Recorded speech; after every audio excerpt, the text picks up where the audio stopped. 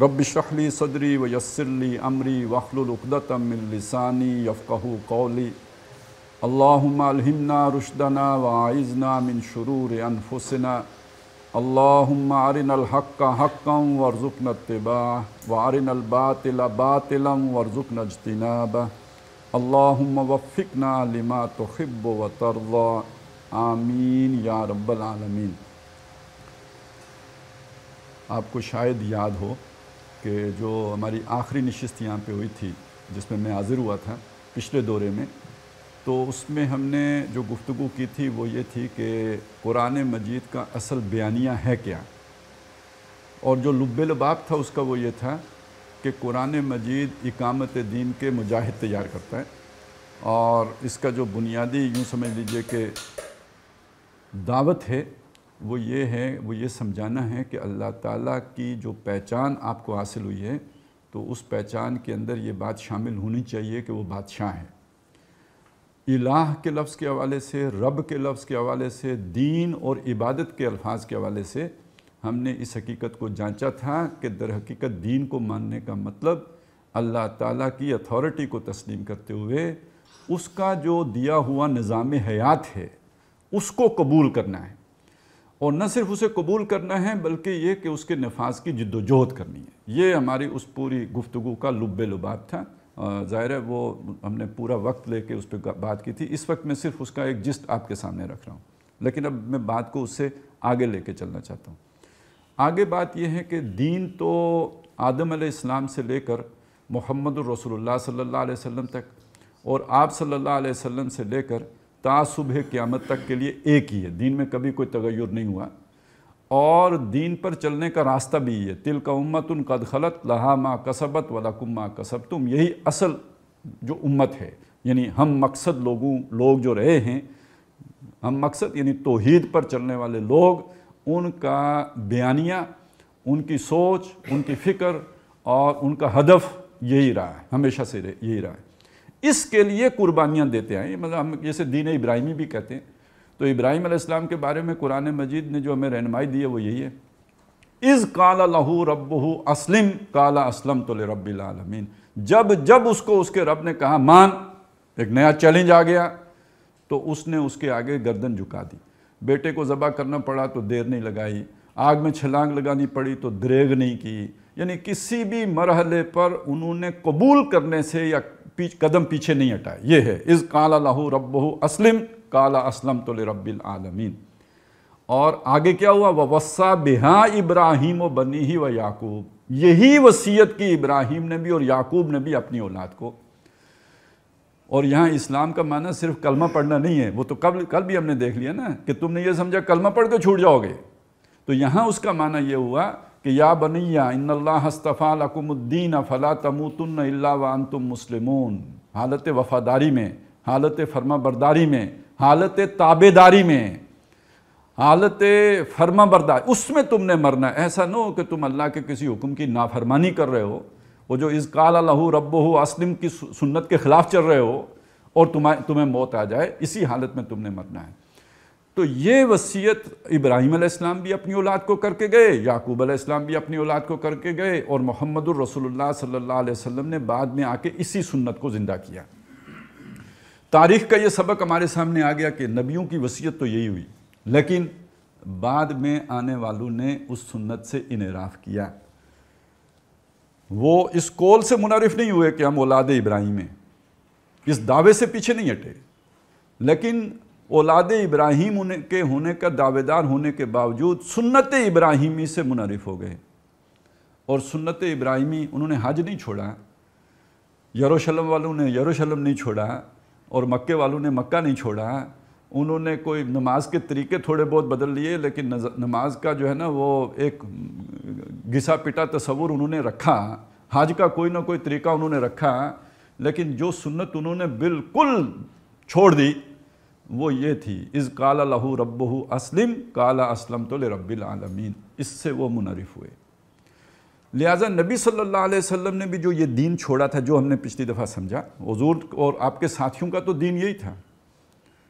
ابھی جو آپ نے سیرت پہ گفتگو سنی ڈاکٹر صاحب کی، تو اس میں بھی تو ساری بات یہی آئی تھی نا کہ آپ موت بھی آپ کے راستے کی رکاوٹ نہ بنے اس معاملے میں، اس سفر میں آپ اس کو بھی گویا مسکرا کے گلے لگا لیں، لیکن اس راستے سے منحرف نہ ہوں۔ لیکن بعد میں ہم ہو گئے اور ہماری صورت وہ بن گئی جو یہودیوں کی ہے۔ سورہ جمعہ میں یہودیوں کا نقشہ کھینچا گیا نا، قُلْ إِن كُنتُمْ تَفِرُّونَ مِنَ الْمَوْتِ، تم ہو نا جو موت سے بھاگتے ہو، بجائے اسے محبت کرنے کے، بجائے اسے مانگنے کے، تم اس سے بھاگتے ہو۔ فَإِنَّهُ مُلَاقِيكُمْ، وہ تو تمہیں مل کے رہے گی۔ تو آج مسلمانوں کی بھی صورت یہ ہو گئی یا نہیں ہو گئی؟ یہ کیوں ہو گئی؟ یہ اسی وجہ سے ہو گئی کہ ہم نے در حقیقت اللہ سے وہ والا تعلق منقطع کر لیا، وہ وفاداری والا تعلق، وہ محبت والا تعلق، وہ تابعداری والا تعلق منقطع کر لیا۔ تو اب جب اللہ سے ملاقات کا خیال آتا ہے تو ہمارے دل کا چور ہمیں دوڑ لگانے پہ مجبور کر دیتا ہے۔ یہ ہمارے وہ بزرگ گزرے جو پچھلے 300-400 سالوں میں، وہ آپ کہہ سکتے ہیں کہ مجدد الف ثانی سے اس کام کا اگر آپ آغاز کریں تو پھر شاہ ولی اللہ، اس کے بعد جو ہے وہ خاص طور پہ ہمارے اس دور میں آ کے اگر آپ دیکھیں گے تو علامہ اقبال نے بھی ایک پکار لگائی ہے، ابوالکلام آزاد نے لگائی، اور پھر اس میں صحیح جو عمل کا رنگ بھی بھرا وہ مولانا مودودی نے بھرا۔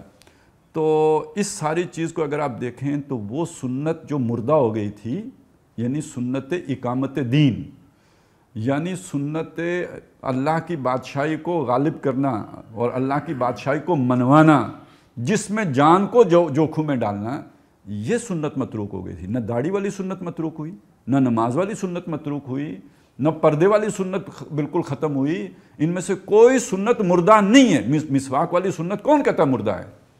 بلکہ اگر آپ جائزہ لیں نا تو ان میں سے ہر سنت پر عمل حضور کے دور سے آج زیادہ ہو رہا ہے۔ کوالٹی میں فرق ہو سکتا ہے، کوانٹیٹی اس سے بڑھ گئی ہے۔ حضور کے ساتھ کتنے لوگوں نے آج کیا تھا؟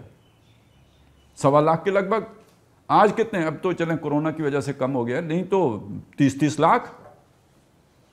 کتنے لوگ تب نمازی تھے، کتنے لوگ آج نمازی ہیں؟ کتنے لوگوں نے سنت سمجھ کے تب داڑھی رکھی ہوئی تھی، کتنے لوگوں نے آج رکھی؟ تو کوئی سنت مردہ نہیں ہوئی ہے، مردہ ایک سنت ہوئی ہے،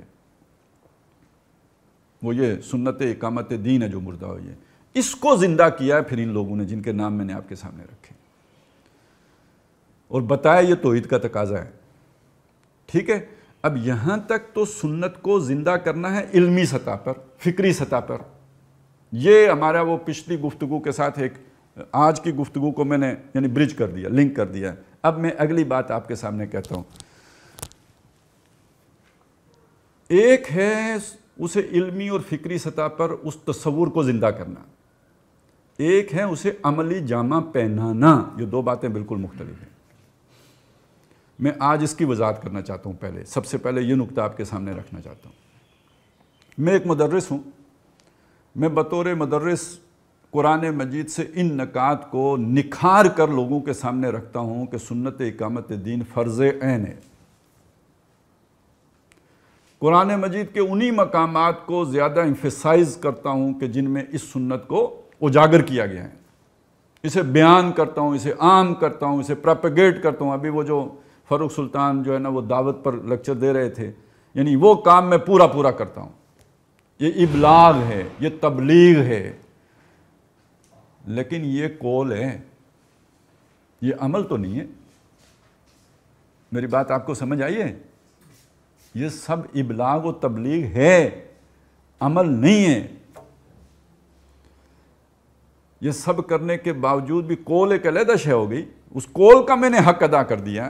ابلاغ کا ہو سکتا ہے حق ادا کر دیا ہوا ہو نہ ہو علیحدہ بات ہے، لیکن ہو سکتا ہے ہو گیا ہو۔ لیکن یہاں میں دوسری چیز کو سمجھانا چاہ رہا ہوں کہ حق بھی ادا ہو گیا ہو تب بھی عمل نہیں ہے۔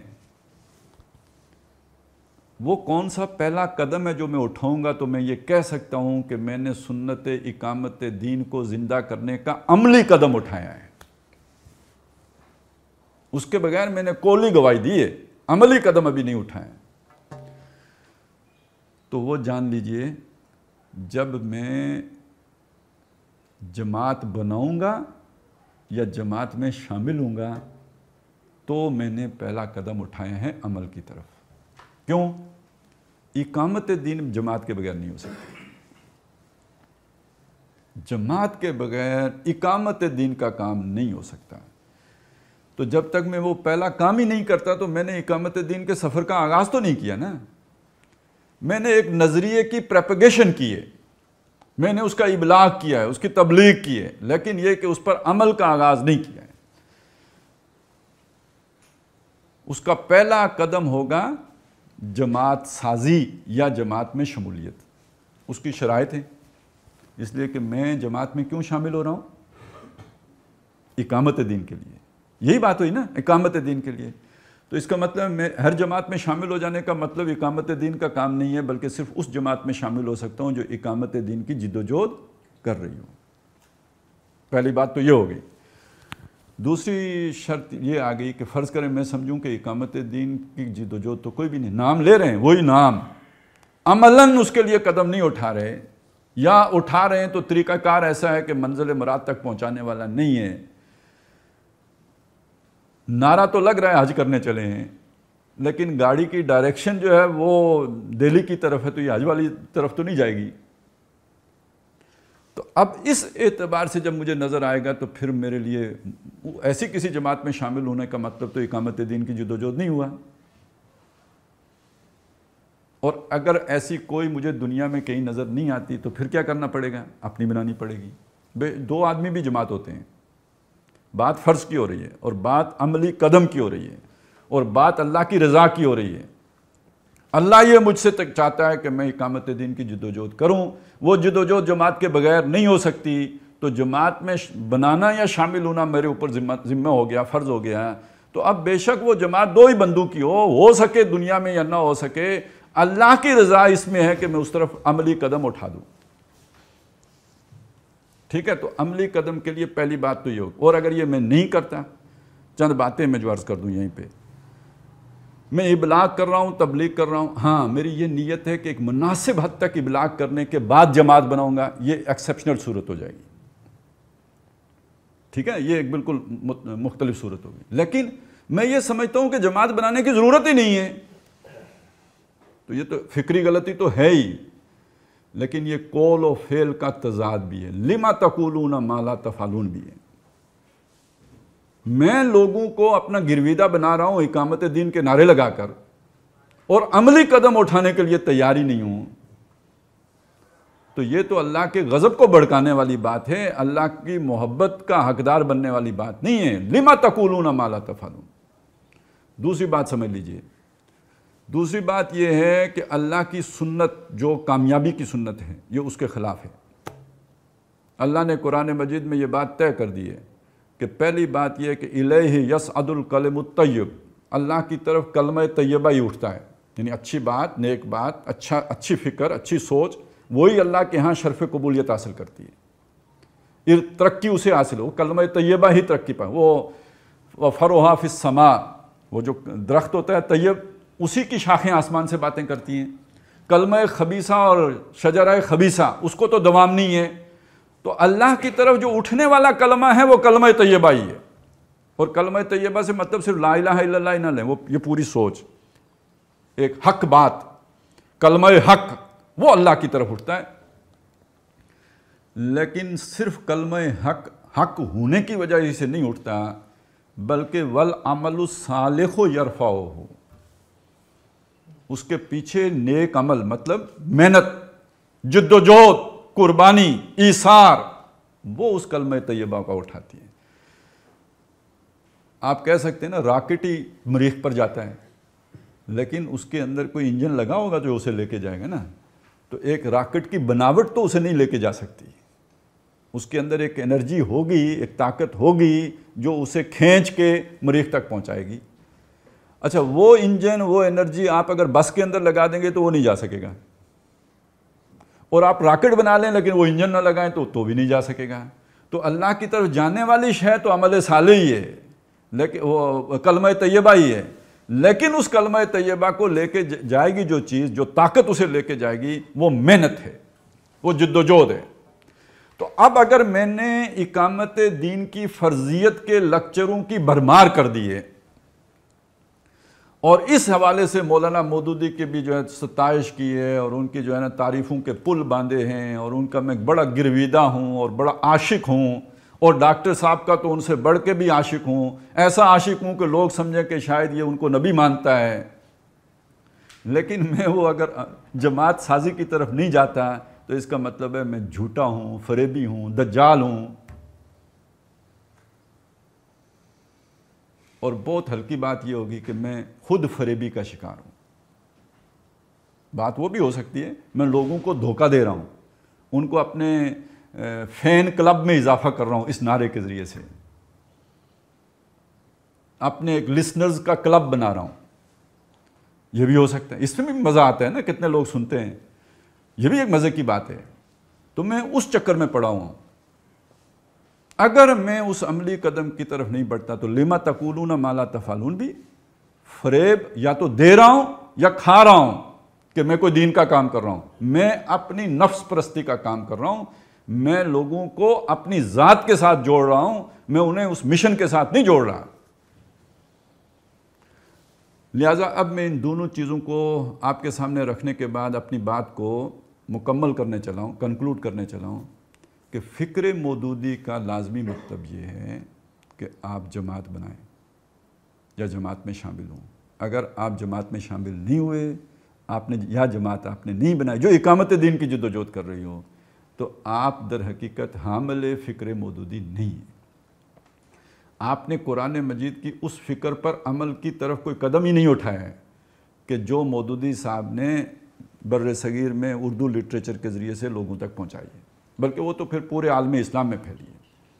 تو عملی قدم یہ اچھا، اس میں بڑی دلچسپ جو ہے نا وہ ڈاکٹر صاحب کی کتاب ہے، بر عظیم پاک و ہند میں اسلام کے انقلابی فکر کی تجدید و تعمیل اور اس سے انحراف کی راہیں۔ اب دیکھیے تین الفاظ آگئے نا، ایک آگے تجدید، ایک آ گیا تعمیل، اور ایک آ گیا اس سے انحراف کی راہیں۔ یہ جو ابھی ساری بات میں نے آپ کے سامنے رکھی ہے، تو جن لوگوں نے اس مری ہوئی فکر کو علمی اور فکری سطح پہ زندہ کیا تو یہ ہو گئی تجدید، ٹھیک ہے۔ اگر ان کو اپنی زندگی میں اگلا قدم اٹھانے کا موقع نہیں ملا، ارادہ تھا نہیں ملا، اللہ کے ہاں سرخرو ہیں، اور ارادہ ہی نہیں تھا اگلا عملی قدم اٹھانے کا، تو پھر ان کا معاملہ معلق ہے، وہ جانے، ان کا رب جانے۔ ہم آج جو گزر چکے ان کے بارے میں ہم کوئی کمنٹ نہیں کریں گے، لیکن جو آج زندہ ہیں وہ اگر عملی قدم نہیں اٹھا رہے تو اس کا دو مطلب ہیں، یا تو دھوکہ دے رہے ہیں یا دھوکہ کھائے ہوئے ہیں، یا غرور ہیں یا مغرور ہیں۔ غرور دھوکہ دینے والا، مغرور جس کو خود دھوکہ لگ گیا ہو، ٹھیک ہے۔ تو ان دو میں سے ایک ہیں۔ تو مولانا ابوالکلام آزاد، مولانا مودودی، ڈاکٹر اسرار احمد، یہ وہ لوگ ہیں جنہوں نے اس پر عملی قدم اٹھائے ہیں۔ تو اب وہ تجدید سے اگلی بات ہو گئی کیا؟ تعمیل، جنہوں نے اس پر عمل درآمد کیا۔ تو اس سے پہلے آپ دیکھیں ہمارے ہاں مسالک تھے، جماعتیں نہیں تھیں۔ ابوالکلام سے پہلے مسالک تھے، مکاتب فکر تھے، اسکول آف تھاٹس تھے، لیکن یہ کہ ایسا نہیں تھا کہ یہاں پہ اس طرح کی جماعتیں ہوں جیسے کہ ابوالکلام نے حزب اللہ بنائی تھی۔ اور انحراف کی رائے میں سب سے پہلے انحراف کس نے کیا؟ خود ابوالکلام آزاد نے۔ 1920 میں وہ اس کام سے منحرف ہو کر کانگریس میں شامل ہو گئے۔ تو کانگریس کو اقامت دین کی پارٹی تو نہیں تھی، ٹھیک ہو گیا، وہ اس سے نکل گئے۔ اور مولانا مودودی رحمۃ اللہ علیہ نے ابوالکلام آزاد کو ان کے زندہ ہوتے ہوئے مرحوم قرار دے کر جماعت اسلامی کی بنیاد رکھی۔ تو مرحوم کس اعتبار سے کہا؟ یعنی دین کی اقامت کے اعتبار سے تو وہ مرحوم ہو گئے نا۔ وہ ہماری زبان کا ایک محاورہ ہے، پتہ نہیں اردو میں تو یقیناً نہیں ہے، لیکن یہ کہ پنجابی میں بھی شاید ہو کہ سڑے کما گئی کھوتی پاویں کھڑنی کالے چور۔ وہ میں کھوتی کہا گوری ہے اصل میں، کہ ہمارے کام سے تو تم گئے، اب اس کے بعد تمہیں کالے چور لے جائیں، شیطان لے جائیں، کانگریس والے لے جائیں، جو بھی لے جائیں، اس سے ہمیں اب کوئی غرض نہیں ہے، ہمارے کام، ہمارے مطلب کہ اب آپ نہیں رہے ہو۔ تو جب ہم ابوالکلام کی بات کرتے ہیں تو یہ ذہن میں رہے 1912 سے 1920 والے ابوالکلام ہیں۔ اس کے بعد والے ابوالکلام سے ہمیں کوئی غرض نہیں ہے، وہ وحدت ادیان کے قائل تھے یا کس جو ہے نا مسجد مندر ہکڑو نور کے قائل تھے یا کیا تھا، اس سے ہمیں کوئی غرض نہیں ہے۔ ہم ان 8 سالوں والے ابوالکلام کی بات کرتے ہیں جن کو مولانا مودودی نے زندگی میں مرحوم قرار دے کر وہ ٹوٹی ہوئی کڑی کو جوڑا ہے۔ اور وہ عمل جو متروک ہو گیا تھا اسے دوبارہ اس کا آغاز کیا ہے۔ اب آپ دیکھیں نبی صلی اللہ علیہ وسلم کے بعد یعنی حضرت حسین رضی اللہ تعالیٰ عنہ وہ شخصیت ہیں کہ جن میں آپ کو اس کی جھلک نظر آئے گی۔ اس کے بعد پورا ایک بڑا گیپ ہے، تاریکی ہے، وہ فترت کا دور ہے، جیسے نبوت میں بھی آ گیا نا، حضرت عیسیٰ علیہ السلام سے نبی صلی اللہ علیہ وسلم کے درمیان کے 600 سالوں میں کوئی نبی نہیں آیا، تو یہاں بھی تو آپ سمجھ لیں کہ یہ کوئی 1200 سال کا ایک فصل آ گیا، کوئی بیچ میں جو ہے وہ اس طرح کی دعوت ہمیں نظر نہیں آتی، اگر آئی ہے تو غائب کر دی گئی ہے، یعنی ریکارڈ کا حصہ نہیں بنی۔ اب یہ اٹھے ہیں اور 8 سالوں کے بعد انہوں نے اس کو مشکل جان کے یو ٹرن مارا ہے یا رائٹ ٹرن جو بھی ہے، اس سے انحراف کر لیا، پھر اب اس کو دوبارہ جوڑا، ریکنٹینیو کیا مولانا مودودی نے، اور وہ بہرحال جماعت اسلامی آج بھی قائم بھی ہے اور اپنے تئیں وہ اقامت دین کی جدوجہد بھی کر رہی ہے۔ البتہ ڈاکٹر صاحب کو یہ نظر آیا کہ نہیں، اقامت دین کا لفظ استعمال کرنے کے باوجود، اس کا دعویٰ کرنے کے باوجود جو انہوں نے طریقہ کار اختیار کر لیا، جو رخ اختیار کر لیا ہے، یہ منزل اقامت دین تک نہیں لے کے جانے والا، یہ کسی اور منزل کی طرف لے کے جا رہا ہے، لہٰذا انہوں نے ایک اپنی جماعت بنا لی۔ اور اس کے بعد جب وہ دنیا سے جانے لگے، اس سے 7-8 سال پہلے ہی انہوں نے عاقب صاحب کو منتقل کر دیا وہ کام، تو عاقب صاحب نے اس کو پھر لے جا کے روایت کے ساتھ جوڑنے کی کوشش کی اور ڈنکے کی چوٹ کی۔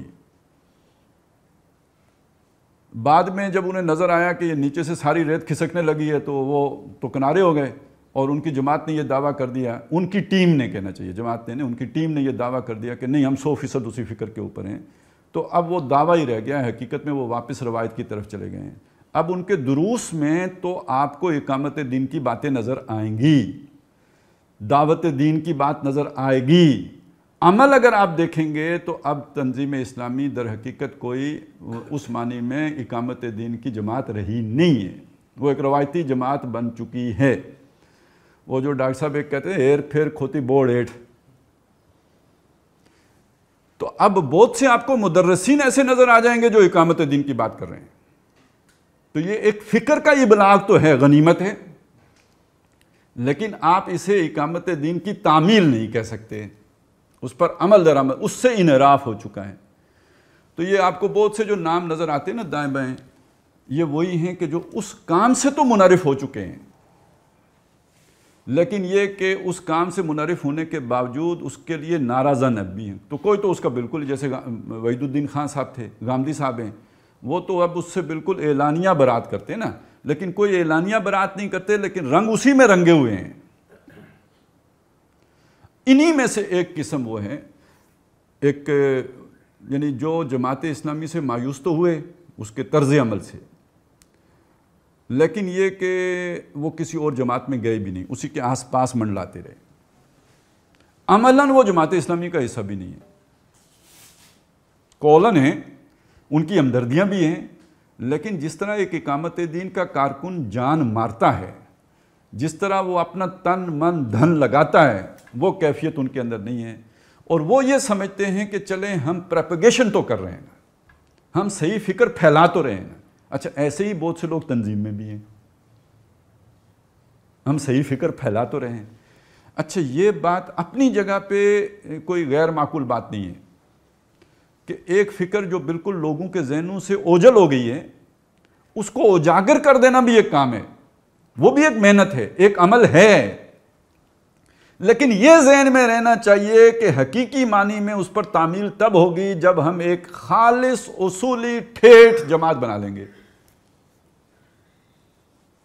اس کے بغیر اس پر حقیقی معنی میں اس پر تعمیل نہیں ہو سکتی۔ اور میرا دعویٰ یہ ہے کہ فکر مودودی در حقیقت ہے ہی، اگر اس کو آ کے آپ پہلے قدم اس کا کیا ہوگا، جماعت میں شمولیت، جماعت کا رستہ، اور جماعت بھی بڑی ڈسپلنڈ، ان کی آرگنائز بہت ہی، یعنی اقامت دین جس جماعت نے کرنا ہو تو اس کے لیے تو فوجی ڈسپلن درکار ہے، اور کیوں درکار ہے اب میں تھوڑی سی اس کی وضاحت کر دیتا ہوں۔ اس کا ایک پہلو تو وہ ہے جو ہمارا انشاءاللہ آگے جو میں اس فکر کے حوالے سے ہم نے بات کرنی ہے، وہ میرا 2 بجے کے بعد جو لیکچر ہے نا گلشن اقبال میں، اس میں وہ بات آئے گی کہ اب دنیا میں نظام خلافت آئے گا کون سا، یہ بھی اسی فکر کا حصہ ہے۔ لیکن یہاں جس پہلو کو میں نمایاں کرنا چاہتا ہوں وہ یہ کہ یہ جو شخصیات ہیں نا جن کے میں نے نام لیے، ابوالکلام آزاد ہوں، مولانا مودودی ہوں یا ڈاکٹر صاحب ہوں، ان میں ایک بات مشترک ہے جو ہمارے روایتی حلقے سے مختلف ہے۔ ہمارے روایتی حلقے کا انگریز کے آنے کے بعد یہ موقف رہا ہے، اور انہوں نے اس کی کوشش بھی کی اور اس پر انہوں نے محنت بھی کی کہ ہم انگریز سے جنگ و جدال کر کے، مقابلہ کر کے، کوئی خفیہ تحریک چلا کے، کوئی ریشمی رومال تحریک چلا کے تو آزادی حاصل کر کے اپنے نظام کو قائم کر سکتے ہیں۔ اس میں بڑی قربانیاں دی ہیں۔ یعنی وہ 1857 کی جنگ آزادی سے پہلے دیکھیں نا، 1831 تحریک شہیدین کون لوگ تھے؟ یہی لوگ تھے نا۔ جنگ و جدال، قتل و قتال اور وہ صحابہ والا جذبہ، 1857 کی جنگ آزادی۔ لیکن اس کے بعد ریشمی رومال کی تحریک، اس سب کا حاصل کیا تھا؟ ناکامی، کامیابی نہیں ہوئی۔ اب میں یہاں پہ سب سے پہلے ابوالکلام کو آپ کے سامنے رکھتا ہوں کہ ابوالکلام آزاد نے شیخ الہند محمود الحسن دیوبندی رحمۃ اللہ علیہ کو جب وہ تحریک شہیدین ریشمی رومال تحریک اٹھانے لگے تو ان کو مشورہ دیا یہ کامیاب نہیں ہو سکتی۔ دور بدل گیا ہے، مختلف سوسائٹی اور معاشرے اور ریاست میں ہم زندہ ہیں۔ پرانا زمانہ ختم جس کو آپ جانتے ہیں، یہ نیا زمانہ ہے۔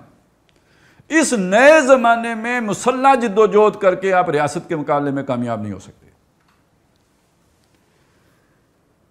اور جہاں جہاں سے انہیں توقعات تھیں ان سب کی انہوں نے نفی کیا ابوالکلام نے کہ یہ کوئی بھی آپ کو نفع نہیں دے گا، کوئی بھی آپ کو فائدہ نہیں دے گا، اور بعد میں سب وہ باتیں ابوالکلام کی سچ ثابت ہوئی۔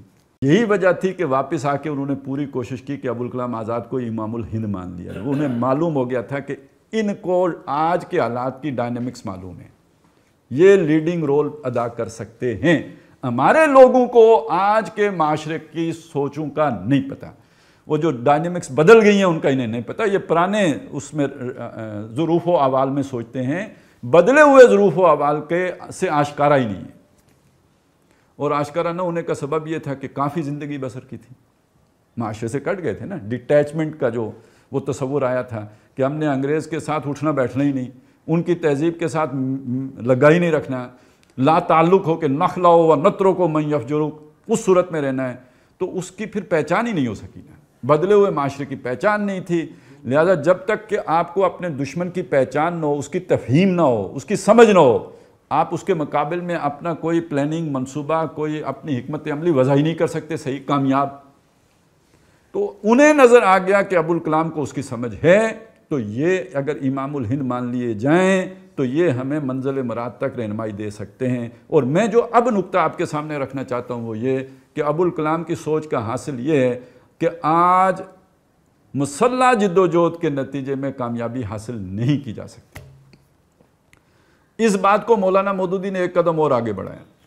نمبر 1 مسلح جد و جہد کی بھی نفی کی، نمبر 2 خفیہ جد و جہد کی بھی نفی کی۔ آج کے دور میں کوئی مسلح جد و جہد، کوئی خفیہ جد و جہد کامیاب نہیں ہو سکتی۔ اور میں ڈاکٹر صاحب کے ساتھ جو ہے میرے جو بھی آپ کہہ لیں 22 سال کا جو ساتھ رہا ہے، تو ڈاکٹر صاحب نے تو اس کو ہیمر کیا۔ یہ میں آپ کو 1993-94 کا واقعہ، 94 کے بعد کا ہے، چونکہ میں شورا میں 94 میں شامل ہوا تھا، اس کے بعد ہی 94-95 کے آس پاس یہ بات ہوئی ہے۔ یہ وہ دور ہے جب ڈاکٹر صاحب بڑی مہدی کے آنے کی باتیں کرتے تھے۔ ایک دور ڈاکٹر صاحب پہ گزرا نا جب انہوں نے کہا یہ آخری دور، آخر الزمان کے احوال بیان کرتے تھے، تو اس میں مہدی کا بھی ذکر آتا تھا۔ تو شورا میں بات آئی، کچھ لوگوں نے یہ بات کی کہ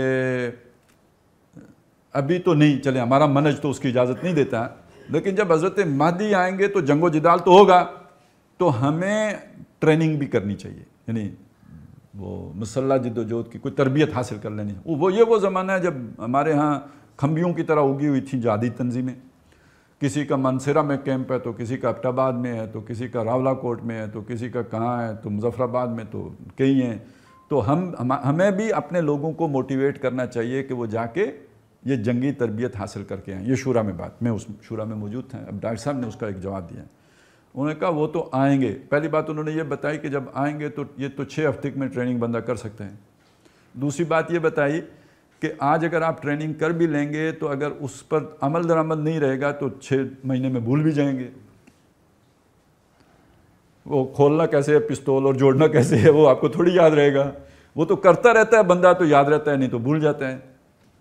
اور یہ باتیں تو انہوں نے ویسے یعنی ابتداً تمہیداً بتائیں، اس کے بعد انہوں نے بات کی ابھی ایک زمانہ اور آنے والا ہے. مہدی کے آنے سے پہلے ایک وقت اور بھی آئے گا، جن لوگوں نے ٹریننگیں کی ہوئی ہیں یہ چھپتے پھریں گے اور زمین انہیں پناہ نہیں دے گی.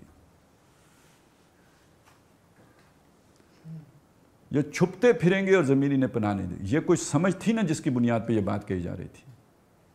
اور پھر دیکھا ہے کہ جس اس سے کوئی تعلق نہیں ہے کہ کس جماعت میں جا کے آپ نے ٹریننگ حاصل کی تھی. جس نے بھی ٹریننگ حاصل کی نا، اس کا سارا ریکارڈ ایجنسیوں کے پاس تھا. اگر وہ کسی ان کی من پسند جماعت کے اندر رجسٹرڈ تھا تو بچ گیا، اور اگر وہ اس میں نہیں تھا، بے شک دکان کر رہا ہو، سارا کچھ چھوڑ چھاڑ کے کھوتے رکھ لیے ہیں اس نے، پھر بھی جا کے انہوں نے انویسٹیگیٹ ضرور کیا کہ کہیں یہ کہیں ادھر ادھر نہ نکل گیا ہو.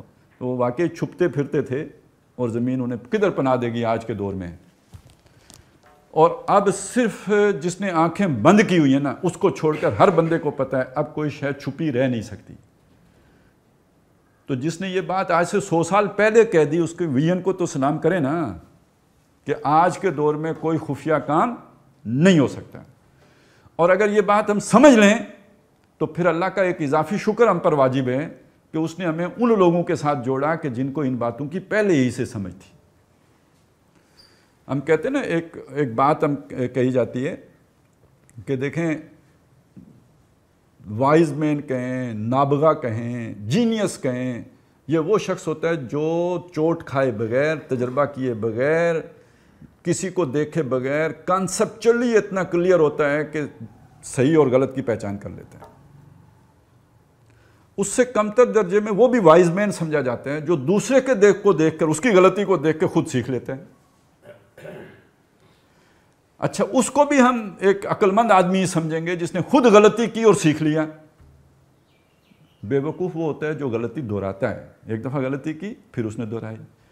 تو ہمیں تو اللہ نے ان لوگوں کے ساتھ جوڑا تھا جنہوں نے غلطی کیے بغیر، کسی کو دیکھے بغیر، حالات کی نبض کے اوپر ہاتھ رکھ کر ہمیں یہ بات بتائی تھی کہ ایک وقت ایسا آنا ہے. اور یہ غلطی تنظیم نے بھی کی، یہ غلطی جماعت نے بھی کی، کہ وہ ایک جو وقتی جذبات ہوتے ہیں نا، ان جذبات کی رو میں بہہ کے انہوں نے ایسی حرکتیں کی جس میں پھنس گئے. میں ایک آپ کو چھوٹی سی مثال دوں، ابھی تازہ ترین واقعہ ہے. یہ آپ ایک کے شہر میں ہوا ہے، ذرا تھوڑا یہ بیریا ٹاؤن والا. ملک ریاض صاحب جو انہوں نے کیا ہوگا، سو آخر کوئی ری ایکشن ہوا ہے تو کوئی غلط کیا ہوگا تو تب ری ایکشن ہوا ہے نا. اب ری ایکشن تو ہو گیا، اب اس کو مینیج کرنا ہے. اگر وہ سندھ قومیت والی جو جماعتیں، قوم پرست جماعتیں ہیں، وہ اس کو بھڑکاتی، پروپیگیٹ کرتی، رائے عامہ منظم کرتی تو یہ بڑی خطرناک بات تھی. یعنی مجھے یہاں کی ساری ڈائنامکس کا نہیں پتہ، مجھے اس طریقے کا پتہ ہے کس طرح پھنسایا جاتا ہے. یہ انہیں فیسیلیٹیٹ کیا گیا ہوگا کہ آؤ یہاں بیٹھو، اور یہاں ان کے اندر ایسے لیڈر ہوں گے جنہوں نے مشتعل کر کے وہ کام کرایا ہوگا. آج پتہ ہے کیا ہوگا؟ ان کے کم از کم 50-60 بندوں کے اوپر دہشت گردی کے مقدمے قائم ہو چکے ہوں گے، 100-200 اندر ہوں گے جن پر پرچے کٹ چکے ہوں گے. اب وہ بیریا ٹاؤن کیا ہے اور کن کو حقوق دے، وہ بعد میں چلی گئی ہے بات. اب بابا یہ ان بندوں کو بچانا ہے. سمجھ آ گئی بات؟ جب آپ وائلنٹ ہو جاتے ہیں، جب آپ قانون شکنی کر لیتے ہیں، تو در حقیقت آپ اپنے ہاتھوں میں ہتھکڑی ڈال رہے ہوتے ہیں، آپ اپنی گردن پھنسا رہے ہوتے ہیں. آپ اسی وقت تک خطرناک ہیں جب تک آپ نے قانون شکنی نہیں کی ہے. جب تک آپ اسی وقت تک آپ ان کی جسے کہتے ہیں نا دماغ میں گھنٹیاں بجا رہے ہیں، چین ان کا غارت کر رہے ہیں، جب تک آپ نے کوئی وائلنس اختیار نہیں کی ہوتی. جب آپ ایسا کر رہے ہوتے ہیں وہ اب آرام کی نیند سو، اب آپ نے اپنے آپ کو پھنسا لی. اب آپ ریاست کی طاقت سے لڑ نہیں سکتے. یہ وہ چیز تھی جو ان لوگوں نے دی تھی ہمیں، لیکن ہم نے اسی جذبات میں آ کے، جیسے سندھی قومیت والے جذبات میں آ گئے ایسے ہی جناب کوئی فضل اللہ کے پیچھے چل پڑا تو کوئی ملا عمر کے پیچھے چل پڑا تو کوئی، یہ تو شیرہ لگایا گیا تھا. کسی کو انقلاب ایران سے امید پیدا ہو گئی. یہ بھی انحراف کی ایک صورت ہوئی ہے، لیکن اسے ہم کہیں گے خلوص و اخلاص کے ساتھ ہوئی ہے، لیکن اس نے اس منزل کو کھوٹا کر دیا. اور یہ کن لوگوں کے فالوورز کے ذریعے سے ہوئی ہے؟ یہ ان لوگوں کے فالوورز کے ذریعے سے ہوئی ہے کہ جو اتنے ویژنری تھے کہ جنہوں نے وقت سے پہلے بھانپ لیا تھا کہ اب کوئی خفیہ جد و جہد نہیں ہو سکتی، لیکن انہی کے ماننے والوں نے یہ حرکت کی ہے. تو کس جگہ پہ کمی تھی؟ خلوص میں کمی نہیں تھی، اخلاص میں کمی نہیں تھی، دینی فکر میں کمی نہیں تھی، جذبے میں کمی نہیں تھی، حالات کے پہچان میں کمی تھی. جن ظروف و احوال میں آپ زندہ ہیں ان کو نہ سمجھنے کا نتیجہ تھا. تو جنہوں نے ان کو نہیں سمجھا، ٹھیک ہے اللہ کے ہاں سرخرو ہو گئے، لیکن کامیابی تو دنیا کی کامیابی تو نہیں مل سکتی. وہ 1857 کی جنگ آزادی ہو یا تحریک شہیدین ہو یا تحریک ریشمی رومال ہو یا یہ کہ آج کی صورتحال ہو، تو لیڈرشپ جہاں اس کے اندر ایثار اور قربانی کا مادہ ہو وہاں ویژن بھی ہو. یہ چیز بھی درکار ہے. تو جو دوسری چیز میں نے آپ کے سامنے رکھی ہے وہ یہ میتھڈالوجی ہے، یہ سمجھنا کہ ہم کس دور میں زندہ ہیں، اس دور کے تقاضے کیا ہیں، اور اس میں کوئی بچوں والی باتیں نہ کرنا کہ ہم جناب کوئی کسی فضل اللہ صاحب کی مدد سے انقلاب برپا کر دیں گے. یا ہمارے ایک وہ تھے نا ظہیر الاسلام عباسی صاحب، انہوں نے ایک خلافت آپریشن کیا تھا، وہ بھی پکڑے گئے، حالانکہ وہ جرنیل تھے اور ان کے ساتھ کچھ لوگ اور بھی تھے، سارے پکڑے گئے. ایک فوجی جو جرنیل کی سطح تک پہنچ گیا اور وہ اپنی جو بھی فوج کی ڈائنامکس ہیں ان سے پورا واقف، وہیں سے پڑا بڑا، میں اس آگ میں ڈالا گیا ہوں مثل خلیل، وہ ایسی پلاننگ نہیں کر سکا کہ نہ پکڑا جائے. تو ہم جیسا مولوی کیسے کرے گا کہ نہ پکڑا جائے؟ تو سب معلوم ہوتے ہیں، کوئی خفیہ ہو ہی نہیں سکتا، آج کے دور میں خفیہ ایکٹیویٹی ہو ہی نہیں سکتی. لہٰذا ان لوگوں نے جو بھی اس وقت کی صورتحال ہے اس کو سامنے رکھتے ہوئے اپنے لیے ایک لائحہ عمل بنایا تھا. اس لائحہ عمل سے ہٹ کر بھی اگر آپ جد و جہد کریں گے، اس منہج سے، اس میتھڈالوجی سے، تو بھی آپ منزل مراد تک نہیں پہنچ سکتے. اصل حاصل کلام یہ ہے. تو جو بات سامنے آئی وہ کیا ہوئی؟ پہلی بات یہ کہ مردہ سنت جو زندہ کی گئی وہ اقامت دین کی سنت ہے. اس سنت پر عمل درآمد ایک علیحدہ بات ہے، اس کی افہام و تفہیم اور اس کا ابلاغ و تبلیغ ایک علیحدہ بات ہے. عمل درآمد کی پہلا قدم کیا ہے؟ جماعت میں شامل ہونا یا جماعت بنانا. اور جماعت کے لیے جو خواص ہیں وہ کیا ہیں، اس کی خاصیات کیا ہیں کہ وہ کہیں وہ کیا افلاطون کی خیالی جنت میں نہ رہتی ہو، اپنے حالات و احوال سے پوری طرح واقف ہو اور اپنے لیے وہ حکمت عملی وضع کرے کہ جو ان حالات میں کامیابی سے ہمکنار کرنے والی ہو. یہ ہماری جو ساری گفتگو ہے اس کا خلاصہ آ گیا. اب اس میں ایک چیز کا اضافہ کر لیجئے. مولانا مودودی نے اپنی اس میتھڈالوجی کو، میرا خیال ہے 1939 یا 40 کا ان کا خطاب ہے، اسلامی حکومت کیسے قائم ہوتی ہے، اس میں واضح کر دیا. آخری چیز کو انہوں نے تھوڑا گنجلک چھوڑ دیا. وہ سمجھ میں آتی ہے کیوں چھوڑ دیا. اس کا یہ مطلب نہیں کہ انہیں پتہ نہیں تھا، مطلب یہ ہے کہ انگریز کی حکمرانی ہے. ادھر جا کے آپ اگر یہ ساری چیز کھول کے رکھ دیتے ہیں تو چلتا نہیں، وہ پہلے ہی بغاوت کا مقدمہ قائم ہو جائے گا نا. تو وہاں انہوں نے ایک خاص اس کو ایک حد تک لے جا کے چھوڑ دیا. لیکن ابتدائی جتنے بھی باتیں لکھی وہ اس سے آپ دائیں بائیں نہیں ہو سکتے. اس کے بعد اس میں اضافہ کیا، اس کو یوں سمجھیے کہ زیادہ نکھارا، اس کو آراستہ و پیراستہ کیا قرآنی دلائل سے، قرآن اور سنت سے. مولانا امین حسن اصلاحی نے دعوت دین اور اس کا طریقہ کار میں، یہ یوں سمجھیے اسی کی تشریح ہے، اسی کریشن پر، تخلیقی کام کے اوپر ریسرچ ورک ہے جو امین حسن اصلاحی صاحب نے کیا. اور امین حسن اصلاحی صاحب نے بھی وہ جو آخری والا ہے نا اسے کھول تو دیا تصادم والے کو. ایک معاندین ہوں گے، ایک معیدین ہوں گے، پھر یہ مذبذبین ہوں گے، یہ والی ساری چیزیں انہوں نے قرآن سے نکال کے دے تو دیں، آج کے ساتھ اس کا انطباق نہیں کیا. اس کو پھر بعد میں ڈاکٹر صاحب نے پوری طرح منطبق کر کے دکھا دیا، وہ جو منہج انقلاب نبوی میں کہ آخری فیز ہوگا کیا، وہ ایک اچھا دور تھا، اس میں انہوں نے بیان کر دیا. شاید آج وہ بیان کرنا بھی مشکل ہو جاتا ہے، لیکن وہ ضیاء الحق صاحب کا دور تھا، ذرا تھوڑا ماحول ایسا تھا، اس میں انہوں نے اسے بیان کر دیا. لیکن مودودی صاحب اور ڈاکٹر صاحب کے موقف میں جو معمولی سا فرق ہے اسے سمجھ لیجیے. میں معمولی کہہ رہا ہوں، ویسے بہت بڑا ہے، لیکن اس گریٹر پکچر میں دیکھیں تو معمولی سا ہے. یعنی جب آپ یہ دیکھیں کہ ایک آدمی قائل ہے مسلح جدوجہد کا، تو اس کے مقابلے میں یہ دونوں مسلح جدوجہد کے قائل نہیں ہیں، تو اس لیے ان کا فرق معمولی ہو گیا، اس معنی میں معمولی کہہ رہا ہوں. لیکن اس میں جو غیر مسلح ہے طریقہ کار، تو ایک کا موقف یہ ہے الیکشن اور دوسرے کا موقف ہے ایجیٹیشن. مودودی صاحب الیکشن میں گئے، ڈاکٹر صاحب نے موقف اپنایا ایجیٹیشن کا.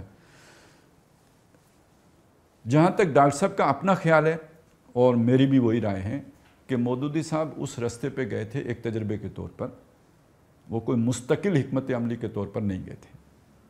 اور جب انہوں نے دیکھا تھا 1970 میں کہ ابھی ہم نے زمین اتنی ہموار نہیں کی ہے کہ لوگ بڑی تعداد میں ہمیں ووٹ دیں، تو انہوں نے یہ تجویز دی تھی. مولانا وسیع مظہر ندوی اس شورا کے رکن تھے، اور جس جگہ پہ انہوں نے یہ بیان کیا وہاں میں بھی موجود تھا. ڈاکٹر صاحب بھی بعد میں اس بات کو بیان کرتے رہے. یہ لاہور میں انہوں نے بیان کیا تھا، ہمارے ایک اجلاس میں کیا تھا، کہ مولانا مودودی نے شورا کے اجلاس میں 70 کے الیکشن کے بعد یہ تجویز پیش کی تھی کہ ہمیں پری پارٹیشن طریقے پر واپس چلے جانا چاہیے، یعنی وہی دعوت تبلیغ، ہمیں الیکشن کا حصہ نہیں بننا چاہیے. تو مودودی صاحب کی سوچ کو اگر میں بیان کروں آج، تو مجھے یوں لگتا ہے جیسے جہاں جو سوچا ہے تحریک اسلامی والوں نے، وہ اس کے قریب ترین سوچ تھی. آپ دعوت کریں، تبلیغ کریں، پھیلائیں بات، جب آپ کو لگے کہ رائے عامہ ہموار ہو گئی ہے، اب آپ الیکشن میں ون گو، یعنی ان کی سوچ یہ تھی. اور میں یہ سمجھتا ہوں کہ یہ ایک معقول سوچ ہے کہ آپ نے ایک کام کیا ہے، رائے عامہ ہموار کی ہے، رائے عامہ ہموار کرنے کے بعد آپ الیکشن میں آئے ہیں، اور اتنی رائے آپ نے منظم بھی کر لی ہے کہ وہ سارے لوگوں نے آپ کو ووٹ دے کے 2/3 اکثریت دلا بھی دی ہے. ٹھیک ہے، تو یہ پاسبل ہے ایک مہذب معاشرے میں. وہ لوگ جو آئین کی پاسداری کرتے ہوں، وہ لوگ جو اصولوں کی پاسداری کرتے ہوں، ایسے معاشرے کے اندر یہ بالکل پاسبل ہے. لیکن ہمارے ملکوں میں تو فسطائیت کا دور ہے. ہمارے ملکوں میں کیا، ہمارے دور میں کہنا چاہیے. یعنی آپ اگر امریکہ میں سوچیں اسلام پسند جیت جائیں تو وہاں پینٹاگان مداخلت نہیں کرے گا. تو مہذب ملک بس اتنا ہی مہذب ہے نا جب تک ٹرمپ کی حد تک مہذب ہوگا. ٹرمپ سے بات آگے بڑھے گی تو وہ بھی غیر مہذب ہو جائے گا. الجزائر میں 86% ووٹ لے کے جیتے تھے اسلام پسند لوگ، وہ وہاں کا اسلامک فرنٹ. فوج نے مداخلت کر دی، نہیں ان کو اقتدار دیا. مصر کی مثال آپ کے سامنے، وہ مرسی شہید، وہ جیتے نا، اور اس کے بعد کیا کیا ان کے ساتھ. یہ اردگان کے ساتھ بھی ہو جاتا. یہاں اب یہ دیکھیے میں نے 2 الفاظ استعمال، ایک رائے عامہ بنانا، ایک رائے عامہ منظم کرنا. یہ 2 علیحدہ علیحدہ کام ہیں. رائے عامہ بنانا وہی آپ نے پبلک کے جذبات بنا دیے. منظم کرنا یہ کہ اسے ایک ڈائریکشن بھی دینی ہے نا. ووٹ دے کے وہ فارغ نہ ہو جائیں، بلکہ ان کی ووٹ کے اوپر ڈاکہ ڈالیں تو پھر ووٹ کو عزت دو کے لیے نکلیں بھی. اب آپ دیکھیے کہ 2 ہمارے سامنے ملک آ گئے، مصر، ترکی. مصر میں نکلے ناکام ہو گئے، فوج نے دبا دیے. ترکی میں نکلے، فوج ناکام ہوئی، لوگ نہیں ناکام ہوئے. تو فرق کیا ہے؟ جہاں رائے عامہ بہتر طور پر منظم کی گئی ہوگی، لوگوں کو اپنی جماعت کے اندر سینس آف آنرشپ دیا گیا ہوگا، انہیں لگے گا یہ میری جماعت ہے، یہ اردگان میرا لیڈر ہے، اس کے خلاف اگر قدم اٹھے گا تو وہ ٹینک کے آگے آ کے لیٹیں گے. جہاں ملک میں تو جمہوریت کے نعرے لگائے جاتے ہوں، اپنی جماعت میں جمہوریت برداشت نہ کی جاتی ہو، وہاں نواز شریف کو کوئی نکالے گا تو لوگ سڑکوں پہ نہیں آئیں گے. وہ چودھری نثار پھر صحیح کہے گا کہ بابا جی آپ یہ موٹر وے پکڑیں، سیدھے لاہور جائیں، جی ٹی روڈ سے نہ جائیں، کیونکہ آپ نے اپنی جماعت کے اندر جی ٹی روڈ نہیں رکھی ہوئی، موٹر وے ہی رکھی ہوئی ہے. سمجھ آئی ہے نا؟ تو یہ آپ سینس آف آنرشپ دیں گے. آپ کو پتہ ہے آپ کا مقابلہ کس سے ہے، آپ اکیلے تو نہیں لڑ سکتے. ہر بندے کو یہ لگے میری جماعت ہے. یہ میرے لیڈر کی جماعت نہیں ہے، یہ میری جماعت ہے۔ تو اگر یہ سارا کام کر کے آپ الیکشن جیتے ہوں تو اس کے بعد جب آپ پر آنسلاٹ آئے گی تو پیچھے آپ کی وہ ووٹر کھڑا ہو جائے، وہ صرف ووٹ دے کے فارغ نہیں ہوا ہے، وہ اپنی اس ووٹ کے ساتھ کھڑا ہے۔ یہ اس سے مشکل کام ہے جو ڈاکٹر صاحب بتا رہے ہیں۔ الٹیمیٹلی تو وہی ہو گیا جو ڈاکٹر صاحب نے کہا، ایجیٹیشن میں تو آپ کو جانا پڑا نا، ٹینک کے آگے جا کے لیٹنا پڑا۔ تو ڈاکٹر صاحب یہ کہتے ہیں کہ یعنی ان کا موقف یہ تھا کہ الیکشن پالیٹکس میں جو کچھ، یعنی اگر میں ان کی بات کا خلاصہ بیان کروں تو ترکی میں آپ جیت بھی سکتے ہیں، مصر میں جیت بھی سکتے ہیں، الجزائر میں جیت بھی سکتے ہیں، پاکستان میں نہیں جیت سکتے۔ وجہ کیا ہے؟ یہاں پہلی بات یہ کہ ووٹ برادری ازم کی بنیاد پہ جاتا ہے۔ میں اس کا چشمدید گواہ ہوں۔ ایک بندہ ہوتا ہے وہ ساری زندگی جماعت کے جلسوں میں جاتا ہے، درسوں میں جاتا ہے، اعانت دیتا ہے، نعرے لگاتا ہے، ووٹ دینے کی باری آتی ہے تو رشتہ دار کو دیتا ہے۔ ایک مسئلہ یہ ہے، برادری ازم ہے، وڈیرا ازم ہے، چودراہٹ ہے۔ وہ زیادہ ووٹ تو آپ کا دیہات میں، اور دیہات میں یہ ساری مسائل ہیں، لعنتیں کہہ لیں یا جو بھی کہہ لیں، نعمتیں بھی ہو سکتی ہیں لیکن نعمت کو یہ لعنت بھی بنا لیا جا سکتا ہے۔ دوسری بات، یہاں فرقہ واریت ہے۔ ڈاکٹر صاحب ایک بات بیان کے، کراچی کا ایک مسئلہ وہ بیان کیا کرتے، بڑا دلچسپ ہے۔ کہتے ہیں 70 میں تو بڑے چانس تھے نا جماعت اسلامی کے جیتنے کے، تو اتنا ہی مخالف کیمپ کو خطرہ تھا، تو اتنی ہی شدید مخالفت بھی تھی اور پروپیگنڈا بھی تھا۔ تو کہتے ہیں ایک بڑے مولانا صاحب آئے جلسے میں ان کا نام نہیں لے رہا، ادھر ہی کراچی کے تھے، اب فوت ہو چکے ہیں۔ تو ایک مکتب فکر کا جلسہ تھا، وہ آپ کو سمجھ آ جائے گی کون سا مکتب فکر ہے۔ تو آتے ہی انہوں نے کہا کہ بھائیو درود شریف پڑھو۔ لوگوں نے پڑھا، انہوں نے کہا پھر پڑھو، پھر پڑھا، پھر پڑھو، پھر پڑھا۔ انہوں نے کہا یار ایک دفعہ پھر پڑھ لو، پھر پڑھ لیا۔ پھر انہوں نے روتے ہوئے کہا پھر پڑھو، پھر پڑھا۔ انہوں نے کہا یار پڑھ لو، جماعت اسلامی آ گئی تو درود پر پابندی لگا دے گی۔ تو فرقہ واریت پھر یہ کرتی ہے، فرقہ واریت یہ کرتی ہے کہ جماعت کا اسلام اور ہے، ہمارا اسلام اور ہے۔ وہ آپ انہیں ووٹ دو گے تو اسلام کو نہیں دو گے، کفر کو دو گے، گستاخ صحابہ کو دو گے۔ ہمیں ووٹ دو گے تو محمد رسول اللہ کو دو گے۔ تو مطلب فرقہ واریت میں اضافے کا باعث تو ہو جاتا ہے، تو اسلام پسندوں کا ووٹ تقسیم ہو جائے گا۔ تو پاکستان میں ڈاکٹر صاحب کا تجزیہ یہ تھا کہ انتخابات کے ذریعے سے کامیابی ممکن نہیں، ہاں کہ سارے اکٹھے ہو جائیں تو شاید وہ الجزائر والا چانس بن جائے۔ اور یہ ڈاکٹر صاحب نے اپنی بات سچ بھی کی کہ جب ایم ایم اے بنی اور سارے اکٹھے ہو گئے تو ڈاکٹر صاحب نے اپنی پالیسی سے ہٹ کر، جو تنظیم کی پالیسی ہے اس سے ہٹ کر، اخبار میں اشتہار دے کر اپنے سارے رفقا کو کہا کہ ان کو ووٹ دیں۔ یہ تنظیم کی پالیسی نہیں ہے۔ تنظیم کی پالیسی ہے کہ ہمارا ہر رفیق اپنے طور پر ووٹ دینے میں آزاد ہے، جس کو چاہے دے۔ یہ پہلی دفعہ تنظیم کی تاریخ میں ہوا تھا کہ جس میں ڈاکٹر صاحب نے کہا کہ ان کو ووٹ دیں، یعنی نظم کے تحت کہا گیا کہ ووٹ ایم ایم اے کو دیا جائے۔ لیکن جو اس کا بھی نتیجہ آپ کے سامنے آ گیا۔ کا نام پھر وہی ہوا کہ جو ڈاکٹر صاحب کی سوچ تھی وہ ہر گزرتے لمحے درست ثابت ہوتی چلی گئی۔ لیکن اب یہاں پہ میں ٹریجڈی آپ کے سامنے رکھوں۔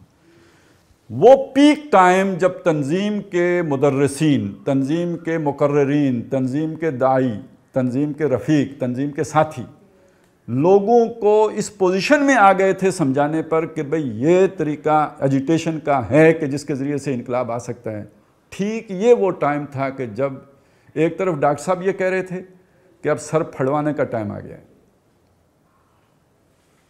یہ 2010 کی بات ہے۔ یہ بات کہنے کے 4 دن بعد ڈاکٹر صاحب کا انتقال ہوا ہے۔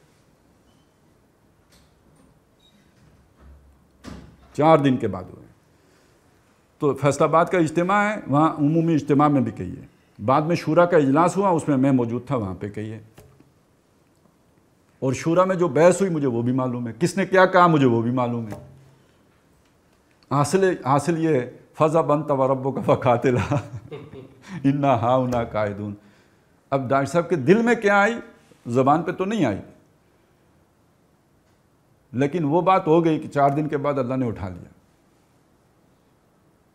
اور پھر تنظیم کو ٹھنڈا سانس نہیں نصیب ہوا۔ اور اب تو کون سی وادی میں، کون سی منزل میں ہے، عشق بلاخیز کا قافلہ سخت جاں، تو وہ تو شاید اس کے امیر کو بھی نہیں پتہ ہے۔ شاطر سے بھی ہے پوشیدہ، وہ کیا ہے، فرضی سے بھی ہے پوشیدہ شاطر کا ارادہ. تو وہ بھی ایک خاص در کا طواف کرنے کے بعد آ کے عمارت انہیں نصیب ہوئی ہے نا. تو پھر اگر آپ اس وقت کی پکار پہ لبیک نہیں کہتے تو صحرائے آپ کا مقدر ہے. وہ اس صورت میں آئے یا اس صورت میں آئے، صحرائے ہی ہے. اور عقل پہ پردے پڑ جاتے ہیں، پھر بات سمجھ میں نہیں آتی ہے. تو بہرحال کہنے کا مطلب یہ ہے کہ جو درست راستہ ہے، صحیح راستہ ہے، وہ کوئی خفیہ تحریک کا نہیں ہے، وہ کوئی مسلح جد و جہد کا نہیں ہے. وہ ہم نے یہ بھی دیکھا الیکشن کا ہو سکتا ہے، لیکن پاکستان جیسے ملک میں ممکن نہیں ہے. اور اب تو ثابت ہو گیا کہ اس کا کوئی، اب تو الیکشن ہی پاکستان میں کیا ہوتے ہیں. تو دنیا میں سب سے نرالے الیکشن صرف پاکستان میں. پاکستان اللہ کا ملک ہے، نرالا، ہر چیز میں نرالا، الیکشن بھی نرالے. تو اس کے لیے تو سلیکشن کا لفظ استعمال ہوتا ہے، الیکشن کا تو نہیں ہوتا نا، سلیکشن کا ہوتا ہے. اور ویسے بھی یہ مملکت بے آئین مملکت ہے، اس میں اب کوئی آئین کی پابندی دیکھیں آپ کے ادارے نہیں کرتے. الزام طالبان پر ہے، الزام نان اسٹیٹ ایکٹرز کے اوپر ہے کہ یہ قانون پسند نہیں ہے، اسٹیٹ کی رٹ کو چیلنج کرتے ہیں. لیکن یہ کہ آپ کے آئینی ادارے، آپ کے قانونی ادارے جب اپنے چیف کو ایک عدالت سے، جب کہ اس کی ضمانت کینسل ہو چکی ہو، اپنے نرغے میں لے کے اسے گھر لے کے چلے جائیں، تو اس کے بڑی طالبانائزیشن اس سے بڑی اور کیا ہے. تو یہاں کس کو پرواہ، یہاں بس جس کی لاٹھی اس کی بھینس ہے. یہ جج بھی آپ نے دیکھ لیا اسی کی جیب میں ہے جس کے ہاتھ میں ڈنڈا ہے. اسے نہ دائیں ہو سکتے نہ بائیں ہو سکتے. ایک واٹس ایپ میسج کی کل اوقات ہے ان کی. تو کون سا آئین، جب آئین کے محافظوں کا یہ حال ہے تو واٹس ایپ میسج ہیں. تو باقی وہ سرتا پا والا چکر تو خیر وہ اس کے کیا کہنے ہیں. وہ کہتے ہیں گھوڑ سے مرتا ہو تو لاٹھی لے کے آنے کی کیا ضرورت ہے جی. تو یہاں تو اب یہ شیر کے منہ سے نوالا چھیننے والی بات ہے، لیکن بندوق کے زور پہ نہیں چھینے گا. یہ پبلک ایجیٹیشن، عوامی تحریک اس کے ذریعے سے ہوگا. لیکن اگر وہ مشتعل ہو جاتی ہے، وائلنٹ ہو جاتی ہے، تر نوالا بن جائے گی. اور یہ والا ابھی جو بات کر رہے ہیں یقین کی، یہ چیز سمجھانے کی ضرورت تھی. اور یہ تنظیم کی لیڈروں کی عقل پہ پڑ گئی، وہ چادر غلاف پڑ گیا کہ اس موقع پہ انہیں نظر آیا کہ نہیں یار، یہ جو ڈاکٹر صاحب کا بھی انداز ہے نا، یہ مظاہروں والا، تو عمران کے مظاہروں کے بعد اور یہ ٹی ایل پی کے مظاہروں کے بعد وہ بھی ناکام ہو گئے. اتنی ساری بات سے وہ ناکام ہو گئے. بھائی پہلے وہ سمجھ تو لو ہے کیا، عوامی تحریک کہتے کسے ہیں. اور آپ کے کسی بزرگ نے اگر مجمع علیہ میں نہیں اس کا ذکر کیا ہے تو ذرا گاندھی جی سے پڑھ لو یار. دنیا میں لوگ اب اس پہ پی ایچ ڈی کرتے ہیں، سول ریزسٹنس کیا ہوتی ہے یار. کوئی کسی بندے کو پی ایچ ڈی کروا لو، اور جس نے درس نظامی ہی کیا ہوا اسی کو کروا لو، ہم پر نہیں اعتماد ہے تو. لیکن فکر کو پہلے سمجھ تو لو نا، پھر اس کا نقد کرنا کہ وہ منہج انقلاب نبوی کا آخری فیز ہے کیا، عوامی جو ہے تحریک ہوتی کیا ہے، پہلے اسے سمجھ تو لو. یہ جو کچھ عمران خان صاحب نے کیا تھا یا جو کچھ اور دینی مذہبی جماعتیں کرتی رہی ہیں، وہ 1000 روپے والی، یہ کوئی عوامی تحریکیں تھیں؟ یہ تو یوں سمجھیے کہ وہ جو نہیں ہوتا ایک مشہور جملہ کہ نوٹ وکھا موڈ بنے.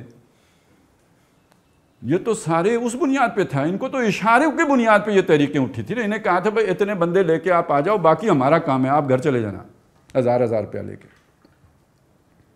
اور ان کی بنیاد پہ یہ سمجھنا کہ جناب ہمارا منہج ہی غلط ہے. تو بہرحال کہنے کا مطلب یہ تھا کہ وہ منہج غلط نہیں ہے. یہ تو ان الذین اورثوا الکتاب من بعدہم لفی شک منہ مریب، وہ ان کو شک پڑ گیا ہے. لیکن یہ کہ حقیقت میں وہی منہج آج بھی قابل عمل ہے اور اسی پر چل کے انقلاب آ سکتا ہے. جو بھی لوگ مخلص ہیں جس جماعت میں بھی ہیں، یہ تو بہت بڑی کامیابی ہو جائے گی کہ اگر آج جماعت اسلامی اپنے اس موقف پر دوبارہ غور کرے، وہ ساری چیزیں نکالے، مولانا مودودی صاحب کی اس بات کو سمجھے، اس قرارداد کو اثر نو اپنی شورا میں پیش کرے جو انہوں نے 1970 میں پیش کی تھی، تو پھر تو ہمارے لیے بھی آرام ہو جائے گا نا کہ وہ چلیں بڑے مل جائیں گے. نہیں تو بہرحال ہم نے تو کوشش کرنی ہے, قدم اٹھانا ہے, عملی قدم اٹھانا ہے, اور اس کے بغیر گویا اس فکر کی تکمیل ہوتی ہی نہیں ہے. اس پہ عمل درآمد اگر نہ کیا جائے تو لما تقولون ما لا تفعلون کا خطرہ ہے کہ اس کا اطلاق آپ کے اوپر ہو. اور اس کے بغیر وہ کوشش بھی ساری, محنت بھی ساری رائے گاہ ہیں, اس لیے کہ اللہ کی طرف وہی کلمہ اٹھتا ہے جس کے پیچھے محنت, عمل صالح کی محنت شامل ہو. اللہ تعالیٰ ہمیں اس کی توفیق عطا فرمائے. اقول قولی ھذا واستغفر اللہ لی ولکم ولسائر المسلمین والمسلمات.